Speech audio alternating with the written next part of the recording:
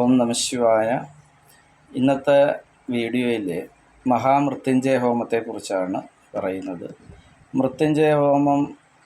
മഹാമൃത്യുഞ്ജയ ഹോമം രണ്ട് ലഘുവായിട്ടും ചെയ്യും, മഹാമൃത്യുഞ്ജയ ഹോമം വിസ്തരിച്ചും ചെയ്യും. ഈ വിസ്താരപരമായിട്ട് ചെയ്യുന്ന പൂജകൾ 7 ദിവസം നമ്മൾ ആ 7 സമത്തുക്കളായിട്ട് ഹോമിക്കുന്നതുമുണ്ട്, അതിലുപരി ഒറ്റ ദിവസം കൊണ്ട് ഹോമിക്കുന്നതുമുണ്ട്. മഹാദേവൻ്റെ കൃപയാൽ രോഗങ്ങൾ വിട്ടുമാറാതെ ഈ മൂർധന്യാവസ്ഥയിലേക്കൊക്കെ പോകുന്നത് ഏതെല്ലാം പൂജകൾ നമ്മൾ ചെയ്താൽ തന്നെയും നമുക്കതിലൊക്കെ ഒരു നെഗറ്റീവ് ഫലമുണ്ടായി ഒന്നും ഫലപ്രാപ്തി ഇല്ലാതെ മാറുകയും ചെയ്യാൻ നേരത്ത് നമ്മൾ മഹാദേവൻ്റെ അടുത്താണ് പോയി മൃത്യുഞ്ജയ ഹോമം ചെയ്യാറുള്ളത്.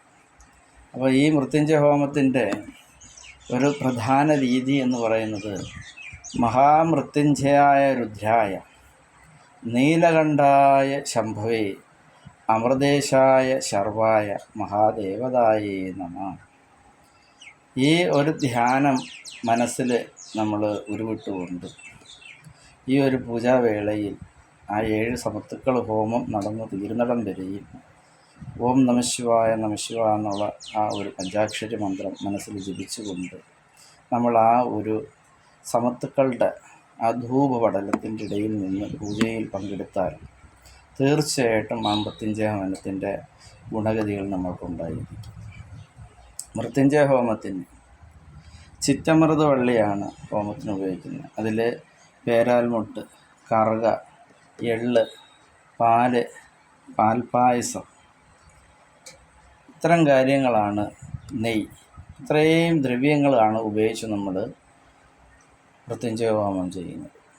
ഈ ചുറ്റമൃത് ഹോമം ചെയ്യുന്നതിന് രോഗഗതികളിൽ നിന്ന് മോക്ഷം കിട്ടാൻ വേണ്ടിയാണ്.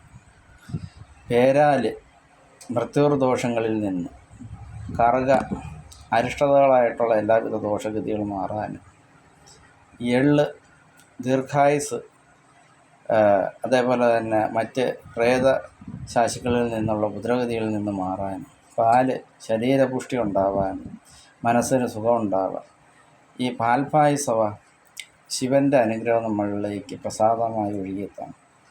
ഇതിനൊക്കെ വേണ്ടിയാണ് നമ്മൾ ഈ 7 സമത്തുക്കൾ, അത് 7 ദിവസമായിട്ട് ചെയ്യാം, അതിൽ ഒറ്റ ദിവസമായിട്ടും ചെയ്യും.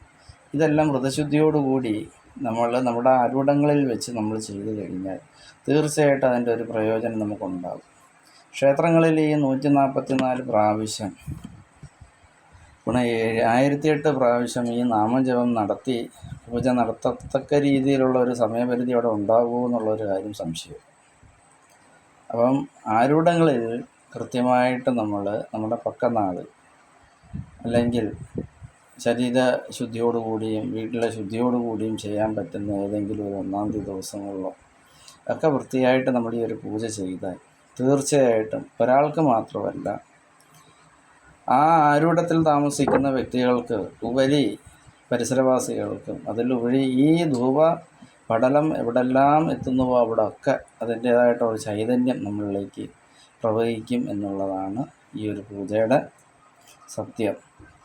മഹാദേവൻ എത്രത്തോളം ഫലപ്രാപ്തി സിദ്ധമായിട്ടുള്ള ഈ സമത്തുക്കൾ കൃത്യമായിട്ട് നമ്മളതിൻ്റെ മന്ത്രോച്ചാരണ രീതിയിൽ നാമം ചൊല്ലി ഹോമിച്ച് ആ സംവാദസ്പർശത്തോടുകൂടി ആ പ്രസാദം സ്വീകരിച്ചു കഴിഞ്ഞാൽ ഈ ഒരു പൂജയുടെ ഫലം നമ്മൾ പറഞ്ഞറിയിക്കുന്നതിനേക്കാൾ അത് ചെയ്ത് അതിൻ്റെ ഒരു പ്രസാദം സ്വീകരിച്ച് നോക്ക്.